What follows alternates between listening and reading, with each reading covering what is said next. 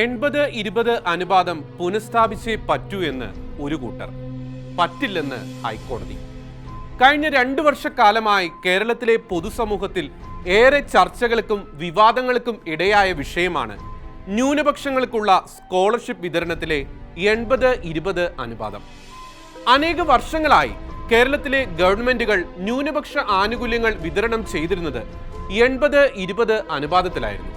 അതായത് ന്യൂനപക്ഷ ആനുകൂല്യങ്ങളിൽ 80 മുസ്ലിം വിഭാഗത്തിന്, ബാക്കി വരുന്ന 20 മറ്റെല്ലാ ന്യൂനപക്ഷ വിഭാഗങ്ങൾക്കും ചേർത്ത്.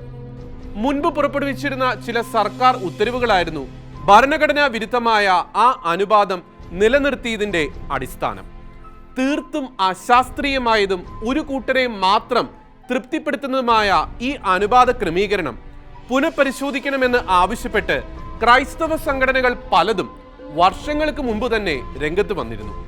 അതിനു പുറമെ ക്രൈസ്തവ മതമേലധ്യക്ഷന്മാരും മെത്രാൻ സമിതികളും ഈ അനുപാതത്തിലെ അനീതി കണക്കിലെടുത്ത് ജനസംഖ്യാനുപാതികമായി ന്യൂനപക്ഷ ആനുകൂല്യങ്ങൾ വിതരണം ചെയ്യണമെന്ന് കേരള സർക്കാരിനോട് പലതവണ ആവശ്യപ്പെടുകയും ചെയ്തു.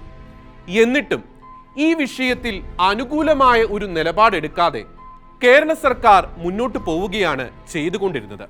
ഇതിനിടയിലാണ് കഴിഞ്ഞ മെയ് 28-ന് ഒരു ചരിത്രവിധി കേരള ഹൈക്കോടതി പുറപ്പെടുവിച്ചത്.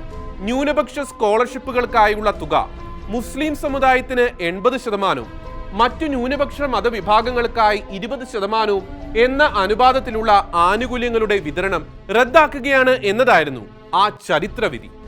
ന്യൂനപക്ഷ വിഭാഗങ്ങൾക്കുള്ള ആനുകൂല്യ വിതരണത്തിന് ചില സർക്കാർ ഉത്തരവുകളുടെ മാത്രം പിൻബലത്തിലുള്ള 80-20 അനുപാതമല്ല, ജനസംഖ്യാനുപാതികമായ അനുപാതമാണ് പരിഗണിക്കേണ്ടത് എന്നും കോടതി നിർദ്ദേശിച്ചു. തുടർന്ന് കോടതി വിധിക്കെതിരെ മുസ്ലിം ലീഗ് അടക്കമുള്ള മുസ്ലിം സംഘടനകൾ രംഗത്ത് വന്നു. ഹൈക്കോടതി വിധി നടപ്പാക്കുക എന്നതൊഴികെ മറ്റൊരു വഴിയും കേരള സർക്കാരിന്റെ മുന്നിൽ ഇല്ലാത്തതുകൊണ്ട് ഹൈക്കോടതി വിധി നടപ്പിലാക്കാൻ കേരള സർക്കാർ തീരുമാനിച്ചു. ഹൈക്കോടതി വിധി നടപ്പിലാക്കുന്നത് വഴി മുസ്ലിം സമുദായത്തിന് ഇപ്പോൾ കിട്ടിക്കൊണ്ടിരിക്കുന്ന ഒരു ആനുകൂല്യവും നഷ്ടപ്പെടാത്ത വിധത്തിൽ അതിനുവേണ്ട പണം പ്രത്യേക ഫണ്ടിൽ നിന്ന് നൽകാമെന്ന് ഉത്തരവിറക്കുകയും ചെയ്തു. ഫലത്തിൽ മുസ്ലിം സമുദായത്തിലെ കുട്ടികൾക്ക് തുടർന്നും നഷ്ടമൊന്നും സംഭവിക്കുന്നില്ല.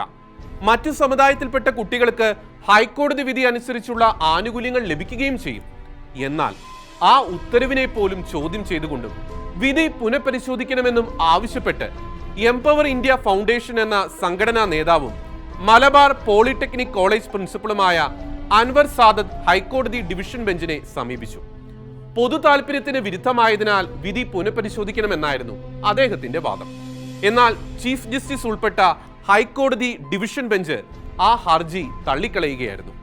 80-20 അനുപാതം ഹൈക്കോടതി റദ്ദാക്കിയതിന്റെ പേരിൽ മുസ്ലിം വിഭാഗത്തിലെ കുട്ടികൾക്ക് വരുന്ന നഷ്ടം പ്രത്യേക ഫണ്ടായി കേരള സർക്കാർ നൽകിയിട്ടും 80-20 നിലനിർത്തിയേ പറ്റൂ എന്ന് വാശി പിടിക്കുന്നവർക്ക് ഹൈക്കോടതി വിധി ഒരു വലിയ തിരിച്ചടി തന്നെയാണ്. എന്തായാലും പുതിയ ഹൈക്കോടതി വിധി ജനസംഖ്യാനുപാതികമായി ന്യൂനപക്ഷ ആനുകൂല്യങ്ങൾ വിതരണം ചെയ്യാൻ സർക്കാർ പുറപ്പെടുവിച്ച ഉത്തരവിന് നിയമപരമായി കിട്ടിയ ഒരു അംഗീകാരം കൂടിയാണ് എന്ന് പറഞ്ഞേ പറ്റൂ.